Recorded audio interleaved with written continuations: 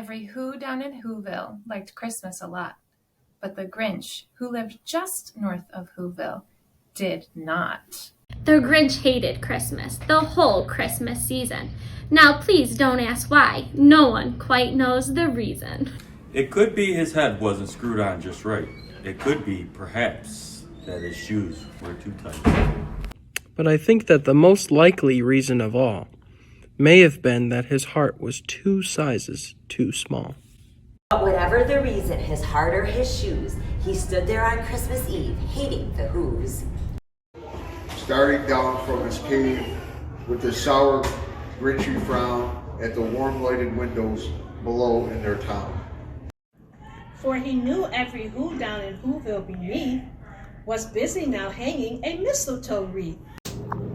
And they're hanging their stockings, he snarled with a sneer. Tomorrow is Christmas, it's practically here. Then he growled with his Grinch fingers nervously drumming. I must find some way to stop Christmas from coming. For tomorrow he knew all the Who girls and boys would wake up early. They'd rush for their toys. And then, oh, the noise.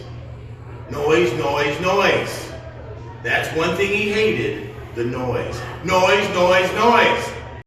Then the Who's, young and old, would sit down to a feast. And they feast, and they feast, and they feast. Feast! Feast! Feast! They would feast on Who pudding and rare Who roast beast, which was something the Grinch couldn't stand in the least. And then they'd do something he liked least of all. Every Who down in Whoville, the tall and the small, would stand close together with Christmas bells ringing. They'd stand hand in hand, and the Who's would start singing. They'd sing, and they'd sing, and they'd sing, sing, sing, sing. And the more the Grinch thought of this Who Christmas sing, the more the Grinch thought, I must stop this whole thing. Why, for 45 years I've put up with it now. I must stop this Christmas from coming, but how? Then he got an idea. An awful idea. The Grinch got a wonderful, awful idea. And I know just what to do. The Grinch laughed in his throat. And he made a quick Santa Claus hat and a coat. And he chuckled and clucked. What a great Grinchy trick. With this coat and this hat, I look just like Saint Nick. All I need is a reindeer, the Grinch looked around. But since reindeer are scarce, there was none to be found. Did that stop the old Grinch? No. The Grinch simply said, if I can't find a reindeer, I'll make one instead. So he called his dog Max, and he took some red thread, and then he tied a big horn on the top of his head. Then he loaded some bags and some old empty sacks on a ramshackle sleigh, and he hitched up old Max. Then the Grinch said, giddy up, and the sleigh started down toward the homes where the Who's lay a snooze in their town. All their windows were dark, quiet snow filled the air. All the Who's were all dreaming sweet dreams without care, when he came to the first little house on the square. This is stop number 1, the old Grinchy Claus hissed, and he climbed to the roof, empty bags. Then he slid down the chimney, a rather tight pinch, but if Santa could do it, then so could the Grinch. He got stuck only once, for a moment or two. Then he stuck his head out the fireplace flue. Where the little Who stockings were all hung in a row, these stockings, he grinned, are the first to go. Then he slithered and slunk with a smile most unpleasant around the whole room, and he took every present. Pop guns and bicycles, roller skates, drums, checkered boards, tricycles, popcorn and plums. And he stuffed them in bags. Then the Grinch very nimbly stuffed all the bags, one by one, up the chimbley.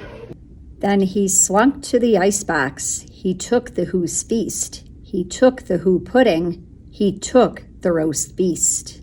He cleaned out that icebox as quick as flash. Why, that Grinch even took their last can of Who lash.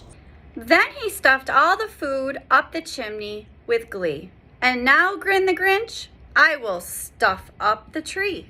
And the Grinch grabbed the tree and he started to shove when he heard a small sound like the coo of a dove. He turned around fast and he saw a small who, little Cindy Lou who was not more than 2. The Grinch had been caught by his tiny Who daughter who got out of bed for a cup of cold water. She stared at the Grinch and said, Santa Claus, why? Why are you taking our Christmas tree? Why? But you know that old Grinch was so smart and so slick, he thought up a lie and he thought it up quick. Why, my sweet little tot, the fake Santa Claus lied. There's a light on this tree that won't light on one side. So I'm taking it home to my workshop, my dear. I'll fix it up there and I'll bring it back here. And his fib fooled the child. Then he patted her head, and he got her a drink, and he sent her to bed. And when Cindy Lou Who went to bed with her cup, he went to the chimney and stuffed the tree up. The last thing he took was the log for their fire. Then he went up the chimney, himself the old liar. On their walls he left nothing but books and some wire.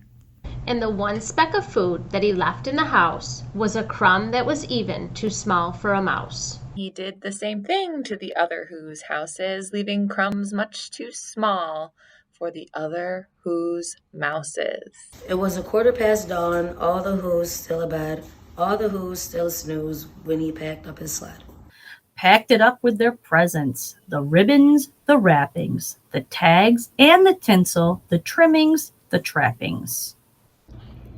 3,000 feet up the side of Mountain Crump, he rode his load to the tip-top to dump it. Pooh-pooh to the Who's, he was grinchiously humming. They're finding out now, no Christmas is coming. They're just waking up. I know just what they'll do. Their mouths will hang open a minute or two. Then the Who's down in Whoville will all cry boo-hoo. That's a noise, grinned the Grinch, that I simply must hear. So he paused, and the Grinch put a hand to his ear. And he did hear a sound rising over the snow. It started out low, and it started to grow. But the sound wasn't sad. Why, this sound sounded merry. It couldn't be so, but it was merry, very. He stared down at Whoville. The Grinch popped his eyes. Then he shook. What he saw was a shocking surprise. Every Who down in Whoville, the tall and the small, was singing without any presents at all. He hadn't stopped Christmas from coming. It came. Somehow or other, it came just the same. And the Grinch with his Grinch feet ice cold in the snow stood puzzling and puzzling. How could it be so? It came without ribbons, it came without tags, it came without packages, boxes, or bags. And he puzzled 3 hours till his puzzler was sore. Then the Grinch thought of something he hadn't before. Maybe Christmas, he thought, doesn't come from a store. Maybe Christmas, perhaps, means a little more.